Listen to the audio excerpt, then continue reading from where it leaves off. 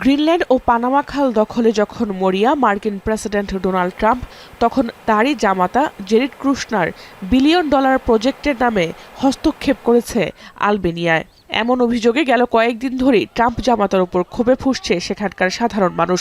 সেই ক্ষোভ গড়িয়েছে রাজপথে।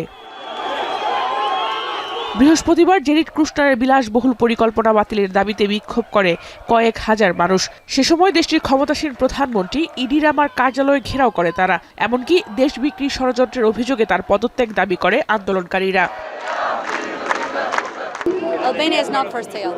Albania belongs to the Albanian people and we decide what we want to do here. We are here to ask the government to surrender to all these people because they infringed the law by interfering in one of the last protected area in our country. আলবেনিয়ার Adriatic উপকূলে $160 কোটি বিনিয়োগে উন্নয়ন project চালু করেছে Trump জামাতা জেরিড Kushner, যা পরিবেশের ভয়াবহ ক্ষতি করবে বলে দাবি সেখানকার বাসিন্দাদের। এরই মধ্যে শুরু হয়েছে তার প্রজেক্টের কাজ। পরিকল্পিত শিক্ষানীতির প্রতিবাদে বিক্ষোভে উত্তাল বেলজিয়ামের রাজধানী ব্রাসেলস। রাজপথে বিক্ষোভকারীদের সঙ্গে দফায় দফায় সংঘর্ষে জড়ায় দাঙ্গা পুলিশ। পরিস্থিতি নিয়ন্ত্রণে ছোড়া হয় টিয়ার গ্যাস। লিবিয়ায় অনুপ্রবেশকারীদের হঠাতে দেশটির রাজধানী ত্রিপোলিতে জাতিসংঘ কার্যালয়ের সামনে বিক্ষোভ করেন কয়েকশো নাগরিক। দাবি, ইউরোপে যাওয়ার পথ হিসেবে লিবিয়াকে ব্যবহার করে অনেকে।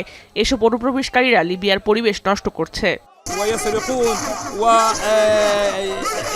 ويبيتون مثلا في الشوارع وغيرها.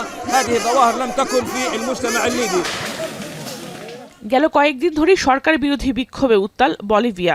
দেশটির প্রেসিডেন্ট রদ্রিগো পাজের পদত্যাগের দাবিতে রাজধানী লা পাজ রণক্ষেত্রে পরিণত হয়।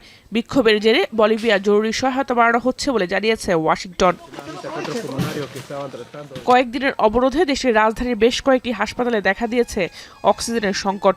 এতে নবজাতক শিশুদের চিকিৎসা দিতে হিমশিম খাচ্ছেন চিকিৎসকরা।